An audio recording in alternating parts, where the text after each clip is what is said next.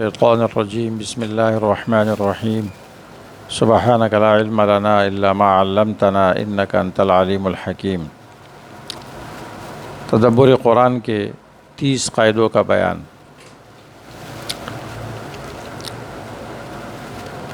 اس سے پہلے 8 قاعدے ہم پہلے درس میں بیان کر چکے ہیں۔ اب قاعدہ نمبر 9 سے شروع کریں گے۔ قاعدہ نمبر 9 ہے خاص کا عطف عام پر۔ یہ خاص کی اہمیت پر دلالت کرتا ہے۔ عطف الخاص علی العام یدل علی اہمیت الخاص۔ اس قاعدے کی وضاحت یہ ہے کہ ایک لفظ ایسا ہوتا ہے جو تمام افراد کو شامل ہوتا ہے، عام ہوتا ہے اور اپنے تمام افراد کو شامل ہوتا ہے، لیکن پھر اس پر ایک خاص لفظ کا عطف کیا جاتا ہے جو عام کے اندر پہلے سے داخل ہوتا ہے۔ اس کو کہتے ہیں عطف الخاص علی العام، اور یہ عطف خاص کی اہمیت پر دلیل ہوتی ہے۔ علامہ ابن قیم رحمہ اللہ فرماتے ہیں وَهَذَا كَنَظَائِرِهِ مِنْ عَطْفِ الْخَاصِ عَلَى الْعَامِ وَعَكْسِهِ تَنْبِيهًا عَلَى شَرْبِهِ وَتَخْصِيصًا لَهُ بِالذِّكْرِ مِنْ بَيْنِ النَّوْعِ لِأَنَّهُ حَقُّ أَفْرَادِ النَّوْعِ بِالدُّخُولِ فِيهِ۔ فرماتے ہیں کہ یہ عطف الخاص علی العام یا عام علی الخاص، اس میں تنبیہ ہوتی ہے خاص کی شرافت و عظمت پر، اور اپنے النوع کے درمیان تخصیص بالذکر پر،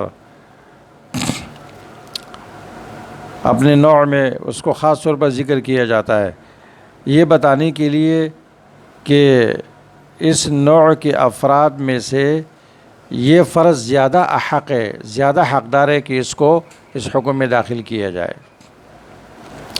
اب اس قاعدے کی مثال،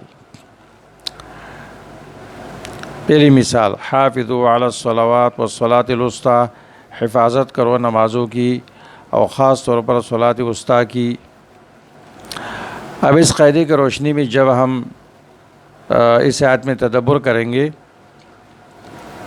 تو یہاں صلاۃ وسطیٰ کا عطف کیا گیا ہے صلوات پر، حالانکہ یہ صلوات میں پہلے سے داخل تھا، تو اس میں صلاۃ وسطیٰ کی اہمیت بیان کی جاتی ہے کیونکہ یہ عطف الخاص علی العام ہے، اور یہ دلیل ہوتی ہے اہمیت پر۔ عصر کی نماز۔ دوسری مثال من کان عدوا للہ وملائکتہ ورسلہ وجبریل ومیکال، جو شخص دشمن ہو اللہ کا، اس کے فرشتوں کا، اس کی پیغمبروں کا اور جبریل و میکائیل کا۔ اب اس میں تدبر سے کیا معلوم ہوتا ہے کہ جبریل و میکائیل کا عطف کیا گیا ہے ملائکہ پر، حالانکہ یہ دونوں پہلے سے ملائکہ میں داخل ہے، تو یہاں ان دونوں کا عظیم مرتبہ بیان کرنا مقصود ہے کہ جبریل علیہ السلام اور میکائیل علیہ السلام کا بڑا عظیم مرتبہ ہے فرشتوں میں۔ قاعدہ نمبر 10۔ قاعدہ نمبر 10 یہ ہے کہ آیت کے اندر زیادہ تاکیدات یہ مؤکد کے عظمت اور اہمیت پر دلالت کرتے ہیں۔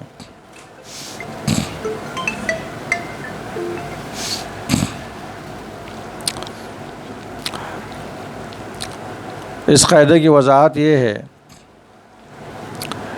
کہ جملہ خبریہ میں کبھی بہت سارے مؤکدات کو زیادہ کیا جاتا ہے خبر کے اہمیت کے مطابق اور انکار سامع کے مطابق، کہ سامع جتنا منکر ہوتا ہے اور خبر جتنی اہم ہوتی ہے اتنی زیادہ تاکیدات لائے جاتے ہیں۔ تو جب آیت کے اندر زیادہ تاکیدات پایا جائے، ایک حرف تاکید سے زیادہ بہت سارے مؤکدات پائے جائے، تو یہ دلالت کرتے ہیں اس بات پر کہ یہ جو خبر ہے یہ بڑی اہم ہے اور مراد کے اہمیت و تاکید پر دلالت کرتی ہے۔ حروف تاکید یہ ہے انا، انا اور لام الابتداء۔ اب اس قاعدے کی مثال ان الابرار لفی نعیم، بے شک نیک لوگ نعمتوں میں ہوں گے۔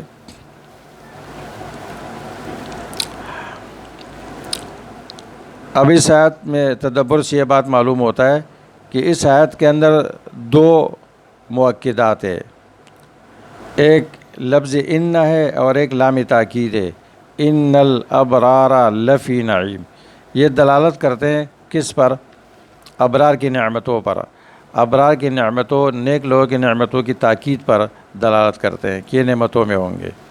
دوسری مثال اللہ فرماتے ہیں انا مکننا لہ فی الارض وآتیناہ من کل شیء سببا، بے شک ہم نے طاقت و قدرت دی تھی ذوالقرنین کو زمین میں، اور ان کو دی تھی ہم نے ہر قسم کا سبب اور ہر قسم کے وسائل۔ اب اس آیت میں جب ہم تدبر کرتے ہیں تو اس میں مختلف مؤکدات جمع ہوئے ہیں، ایک لفظ ان ہے اور ایک نا ضمیر متکلم ہے جو عظمت کے لیے استعمال ہوا ہے، اور لہو ہے جو تخصیص کا فائدہ دیتا ہے، لہو۔ تو یہ تمام تاکیدات دلالت کرتے ہیں اس بات پر کہ ذوالقرنین کو اللہ تبارک و تعالیٰ نے جو ذوالقرنین کو دیا تھا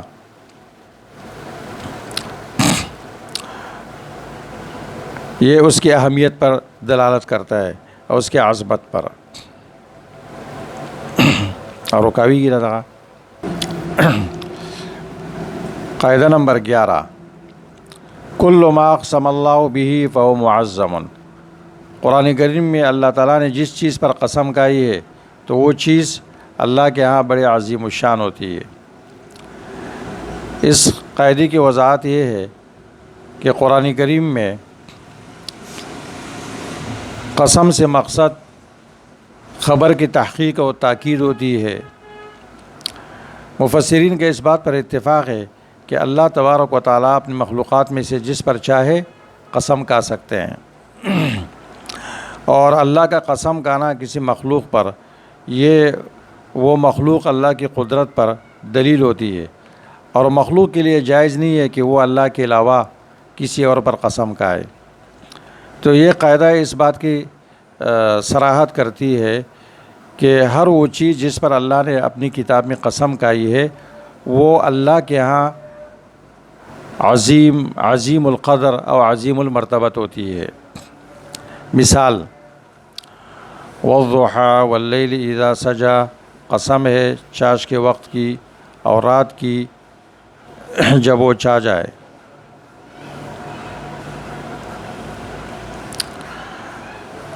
اب تدبر کیا ہے اس آیت میں؟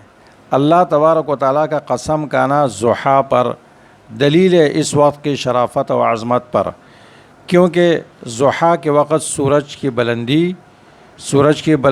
بلند ہوتی ہے اور زندگی کے اندر حرکت پیدا ہو جاتی ہے، لوگ باہر نکلتے ہیں، کاروبار کرتے ہیں اور زندگی چل پڑتی ہے۔ تو جس چیز پر اللہ نے قسم کھائی ہے وہ عظیم ہے اللہ تعالیٰ کے ہاں۔ دوسری مثال لعمرک انہم لفی سکرتہم یعمہون، تیرے عمر کی قسم پیغمبر، بے شک یہ لوگ اپنی نشے کے اندر حیران و سرگردان ہے۔ اب اس میں تدبر کیا ہے؟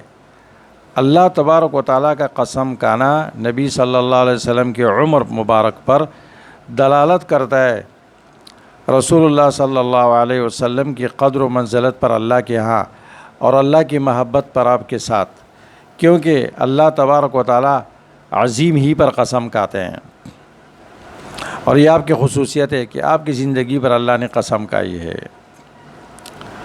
قاعدہ نمبر 12 التشبیہ بین امرین فی القرآن یقتضی وجوہ من المشارکہ۔ قرآن کریم میں دو چیزوں کے درمیان تشبیہ یہ تقاضا کرتا ہے مشارکت کی کئی وجوہات پر، کہ یہ دو چیزیں کئی وجوہات میں شریک ہے۔ اس قاعدے کی وضاحت یہ ہے کہ تشبیہ کس کو کہتے ہیں؟ پہلے تشبیہ کی تعریف. تشبیہ دو امروں کے درمیان عقدی مماثلت ہے. ایک امر جامع میں کہ دونوں کے درمیان ایک امر جامع ہوتا ہے، اور حروف تشبیہ میں سے ایک حرف تشبیہ کا استعمال وہاں پر ہوتا ہے. حروف تشبیہ 3 ہے: کاف، کأن و مثل. تو جب قرآن کریم میں دو امور کے درمیان، دو چیزوں کے درمیان تشبیہ پائی جائے تو یہ دلالت کرتا ہے کہ ان دونوں کے درمیان کئی امور مشترک ہے. تو وہاں لازمی ہے کہ انسان اپنے فکر پر زور دے اور وجوہ مماثلت ان کے درمیان نکالے کہ وجوہ مماثلت کیا ہے. اس کی مثال: کتب علیکم الصیام کما کتب علی الذین من قبلکم، فرض کیے گئے تم پر روزے اس طرح جس طرح فرض کیے گئے تھے ان لوگوں پر جو تم سے پہلے تھے. اب تدبر: کما یہ حرف تشبیہ ہے، یہ تقاضا کرتا ہے تشابہ کا، مشابہت کا ہمارے روزوں کے درمیان اور اہل کتاب کے روزوں کے درمیان. تشبیہ کا فائدہ کیا ہے؟ مسلمانوں کو آمادہ کرنا روزہ رکھنے پر، اور مکلفین پر اس کو آسان بنانا. مکلفین پر عبادت کو آسان بنانا یہ عبادت کی شان ہے. اور اسی طرح سابقہ امتوں کے ساتھ مقابلے کے لیے اور رغبت کے لیے عزائم کو ابارنا کہ انہوں نے رکھا تھا تو تم کیوں نہیں رکھ سکتے ہو.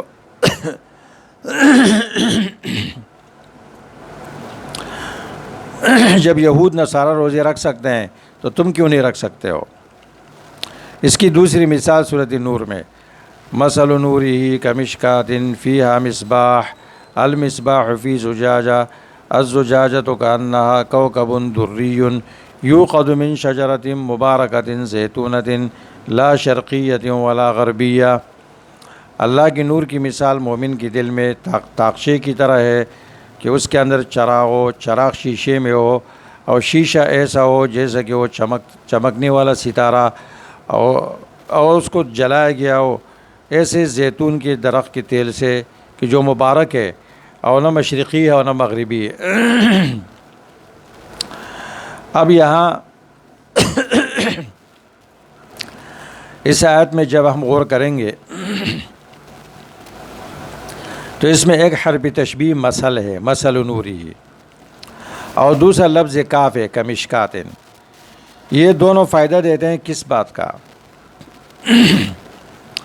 اللہ کی نور کی تشبیہ کا مومن کے دل میں. اللہ کی نور کی تشبیہ مومن کے دل میں کس طرح ہے؟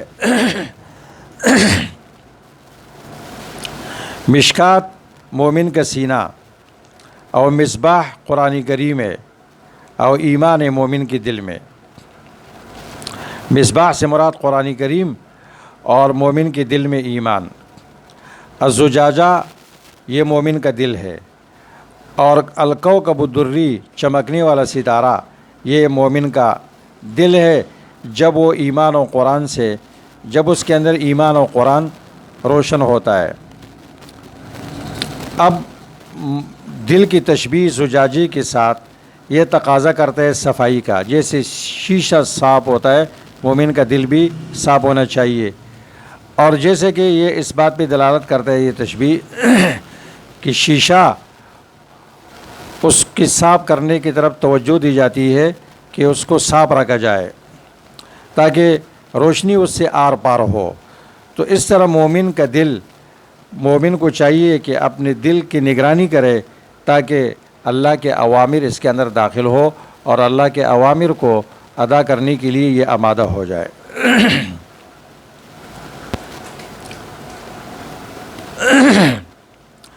قاعدہ نمبر 13: حرف